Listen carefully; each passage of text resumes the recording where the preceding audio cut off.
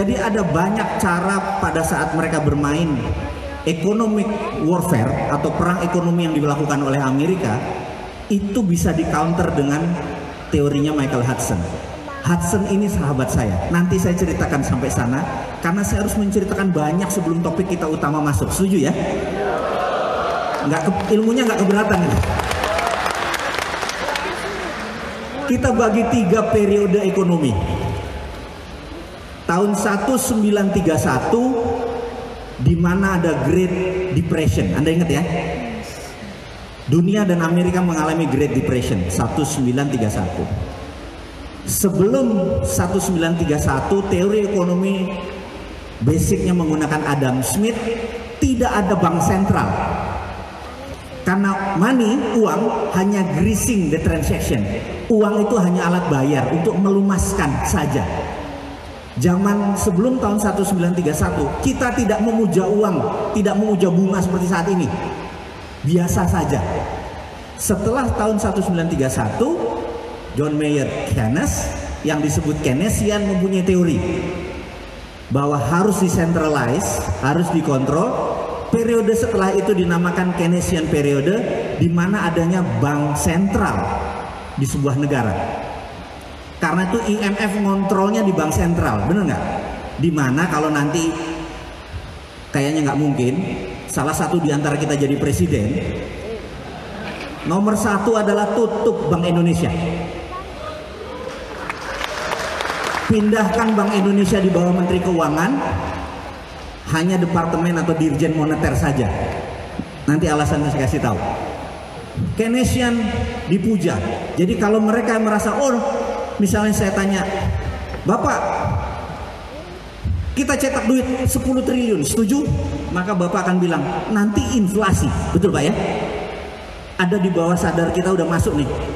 Keynesian udah 100 tahun loh mendoktrin kepala kita, nanti inflasi. Inflasi itu dajjal yang diciptakan oleh mereka. Nggak ada yang namanya inflasi. Zaman Rasulullah nggak ada namanya inflasi, benar nggak? Setuju ya? Ada inflasi zaman Rasulullah? Nggak ada, udah itu dajjal inflasi itu. Bagi kita nanti kita bikin dia cuman anjing pudel aja, gitu ya. Nah, kemudian Keynesian berkuasa dengan bunga berbunga, uang, ngeprint uang. Nah, ini lagi kuncinya. Amerika, si ontohot borokokok ini, tahun 1944 ngumpulin 18 negara Eropa, negara-negara yang bakal menang perang. Anda tahu cerita itu kan? Di Bretton Woods, kota kecil di ujung Boston. Tanda tangan. Kita semua kan nanti menang perang. Kita nggak mau ada perang dunia ketiga lagi. Setuju? Setuju. Untuk tidak ada perang dunia ketiga, nomor 1 kita harus punya world currency, harus punya currency dunia. Namanya dolar. Kurang ajar nggak? Itu alkemi. Perancis tidak setuju, Perancis keluar. Sebulan kemudian diserang sama Jerman, balik lagi. I taken dah. Akhirnya semua taken. Yang kedua mereka membuat IMF, International Monetary Fund, membuat World Bank, dan trading harus dikontrol dan semuanya berada di Washington. Itu menunjukkan bahwa semua di kakinya Amerika. Betul ya? Jadi IMF itu 26% sahamnya Amerika, sisanya the rest of the world, seluruh dunia. Indonesia cuma 1 poin sekian. Dan syarat untuk setujunya sebuah resolusi harus 75% suara. Ngerti nggak? Jadi kalau Amerika nggak taken, kan cuma 74, nggak bisa quorum. Itu namanya alkemi. Setuju nggak? Ya, Anda harus lihat bahwa kita harus bikin rupiah juga harus bikin begitu. Kalau nggak kita bahaya nih, kalau nggak ngerti alkeminya ini kita dimainin. Kemudian apa alkemi yang Amerika lagi bikin? Yang kita dengan sadar kita terima bahwa dolar sama dengan emas. Kurang ajar nggak? Jadi kalau sebuah negara mau mencetak uang, syaratnya harus punya emas atau dolar. Serem nggak? betapa pintarnya negara tersebut mengendalikan alkemi dunia. Kita udah masanya nih berjuang bersama-sama, ya. Udah, kepala kita udah mulai berat nih pelajarannya, setuju? Nah, lanjut. Tahun 2008 terjadilah subprime mortgage, bencana keuangan dunia. Hanya yang di dunia keuangan yang merasakan penderitaan tersebut, betul ya? Dan sejak saat itu saya dan teman-teman termasuk Michael Hudson menyatakan the end of year Keynesian, mati Keynesian. Herannya 10 tahun kemudian pejabat negara masih memuja Keynesian. Setuju nggak? Nggak bisa lagi Anda pakai Keynesian. Anda harus pakai anti Keynesian. Nah, ini yang nanti mau kita ceritain anti Keynesian itu. Caranya bagaimana? Rumus nomor 1 adalah print money. Anda akan bilang, nanti inflasi, bener nggak? Selama ada underlying proyek, maka print money tidak masalah. Saya kasih contoh. Kang Randy datang ke saya. Kang Randy adalah Menteri Bappenas. Saya Presiden. Ceritanya. Kalau ngayal boleh kan sampai top kan, bener nggak ada ongkosnya. Kang Randy bilang, Mas, kita mau bangun suatu bener nggak? Saya bilang oke. Setiap kota 100 rumah yang sehat, yang baik, yang islami, semua toilet tidak boleh mengarah Ka'bah dan lain sebagainya. Anda ngerti kan? Karena kita harus membangun. Sholat harus berjamaah dan lain sebagainya. Konsep-konsep kita. Saya print 100 triliun dari langit. Nih Mas, betul nggak? Oke? Mas Randy bilang, Krakatau Steel nyala sekian ribu ton. Pabrik bata mulai dari ujung Jawa sampai Kalimantan nyala semua pabrik bata, bener nggak? Pabrik semen nyala, tidak boleh ada satupun unsur impor. Begitu semua jadi, berdiri, balikin ke saya 100 triliun tanpa bunga, bener nggak? Ke negara. Kang Randy bangun, dijual tanpa bunga kan jadi murah, bener nggak? Uang begitu masuk ke negara saya bakar. 5 tahun kemudian 100 triliunnya masuk jadi 10 juta rumah, bener nggak? Itulah underlayingnya. Inflasi nggak? Nggak ada, betul nggak? Anda mulai paham? Gampang ngelola negara kan?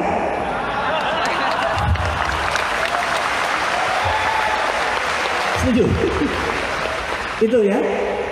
Berarti nanti Kang Randy, Anda tinggal proyeknya apa, teman-teman SSN buat, kita print money, bener nggak?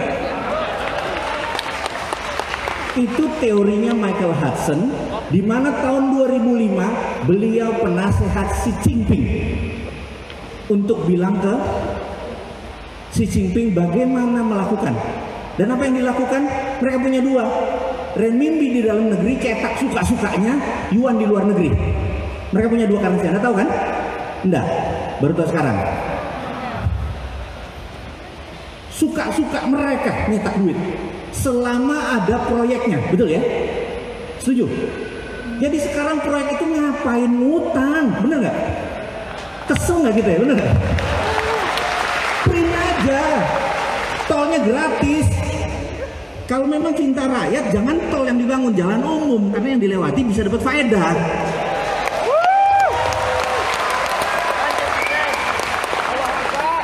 Sudah ngerti cara bangun negara? Oke, mau lanjut atau udah?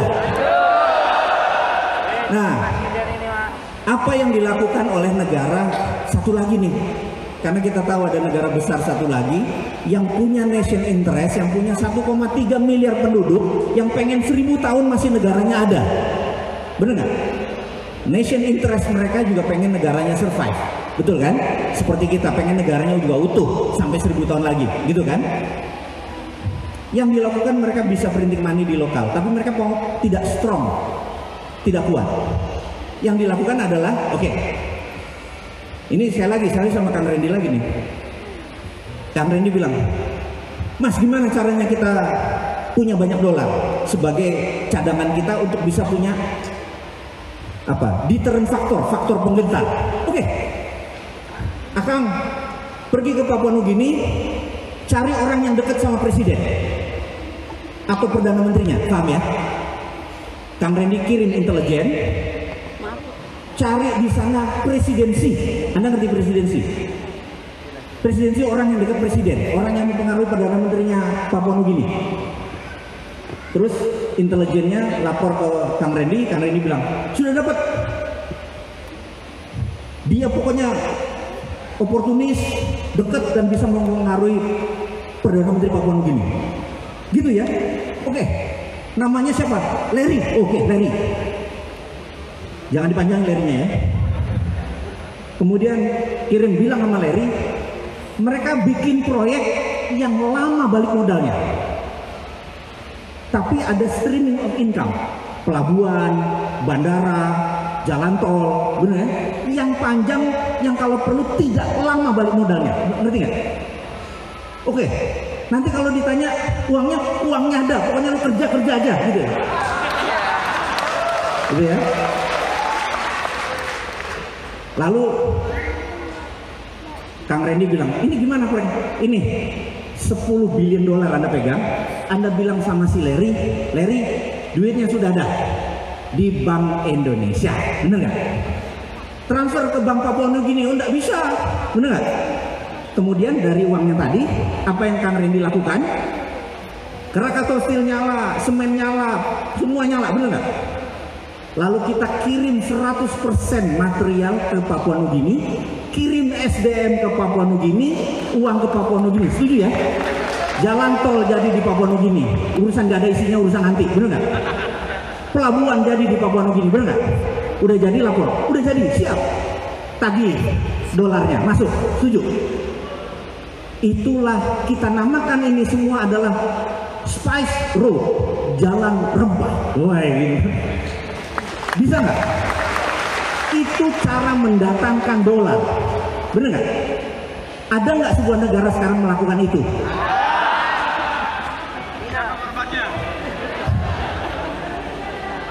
Ada nggak? Indonesia nggak ada, hoax, nggak ada. Pemerintah kita pintar, bener nggak? Anda udah mulai ngerti sekarang, mulai panas. Guru besar itu adalah Michael Hudson, yang dia bilang, if you become the presidency, kalau kamu si Ontohot ini dekat sama presiden atau kamu sendiri presiden dengan didukung teman-teman SSN, saya penasihat keuangan kamu, bener nggak? Saya bikin kamu lebih besar dari negara sekarang karena kamu mempunyai sesuatu yang negara lain tidak punya. Nah ini mulai mikir nih, apa? Indonesia negara keempat penduduknya terbesar di dunia, setuju? Dan negara muslim terbesar di dunia, setuju? Kalau kita punya bola dari plastik, dimasukin rempah-rempah, ada itu yang mengkilat-mengkilat glitter, lalu diputer bola tadi, rempah-rempahnya nempel di mana?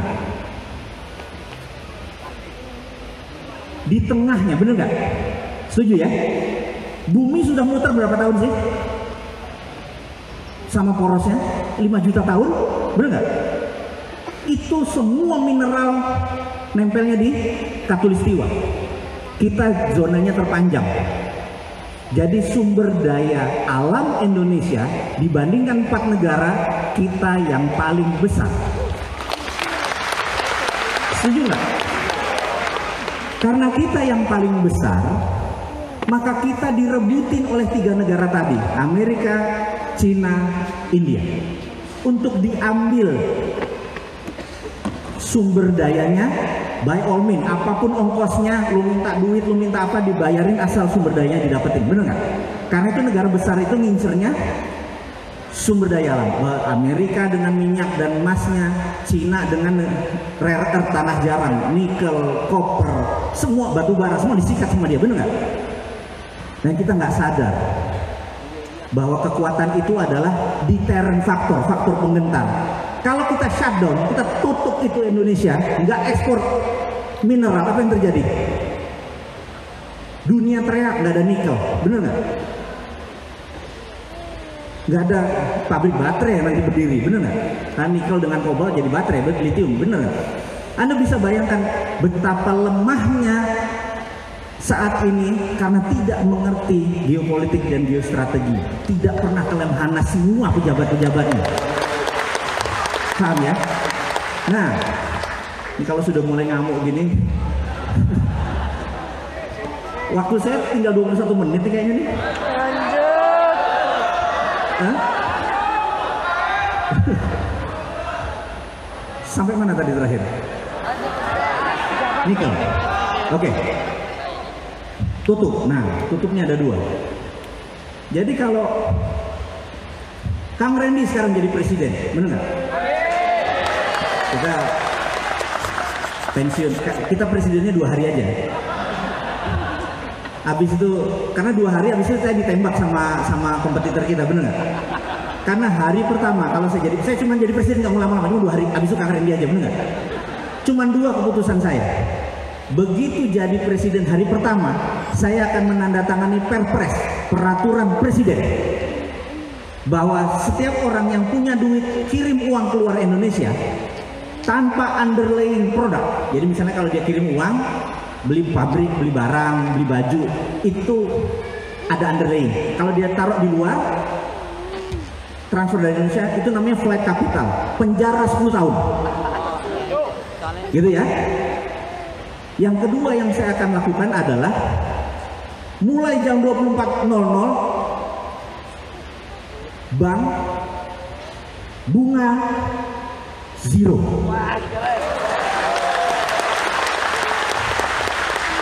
Jadi Mbak, kalau punya duit 1 triliun yang biasa menikmatin 50 miliar setahun, mendadak 0. Bete nggak? Ada 4.500 deposito di bank di Indonesia. Begitu 0, Anda ngapain? Anda cabut dari bank dan Anda invest di SSN. Mana proyekmu? Bener nggak? Dalam 1 malam 4.000 triliun bisa keluar semua. Nyari proyek di Indonesia saja karena nggak bisa keliling keluar. Bener nggak?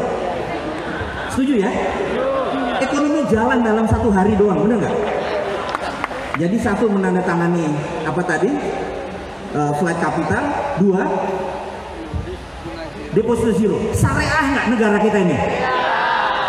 Halal nggak makan kita? Bener nggak? Hanya dengan perpres kalau presidennya niat, dan harus niat, bener nggak?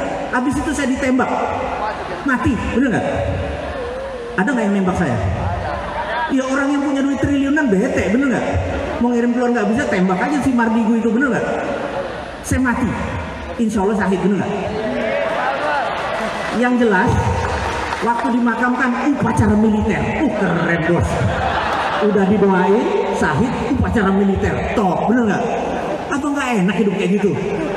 Iya kan, matinya enak, hidupnya enak, bener nggak? Itu abis itu ya Kang Randy aja, bener nggak? Yang masih muda, kita udah kepala 50, naik tangga di gemeteran tadi kita. Kang Randy keputusannya lanjutin. Apa yang Kang Randy lakukan? Lihat peta Indonesia. Indonesia satu-satunya negara yang memiliki laut di dalam wilayahnya, betul nggak? Yang lain lautnya di pinggir, bener nggak? Indonesia lautnya di tengah. Ada 9 lagi, Anda tahu? Laut Banda, Laut Jawa, Arafuru, lupa sejarah. Betul ya? Dan Indonesia punya 4 selat utama dunia dari 7 selat utama dunia. Bayangin, keren nggak? Ada Suez, ada Panama. Kita punya 4. Selat Lombok, Selat Makassar, Selat Sunda, Selat Malaka. Itu selat utama dunia. Indonesia yang punya. Australia 60% produknya dikirim ke Cina. Nikelnya, batu baranya itu lewat Selat Lombok, Makassar langsung ke Cina, bener ya? Kalau kita bilang lewat, bayar $1. Bener nggak? Dia nggak mau bayar, dia putar lewat Papua Nugini, lewat utara, ongkosnya 6 hari atau naik 5% lebih mahal. Rugi dia, bener nggak? Lebih baik bayar, gitu ya. Kenapa kita nggak segitu berdaulatnya sih? Pemimpin kita kemana aja, bener nggak? Masa 1000 hari kerja 600 hari belusukan?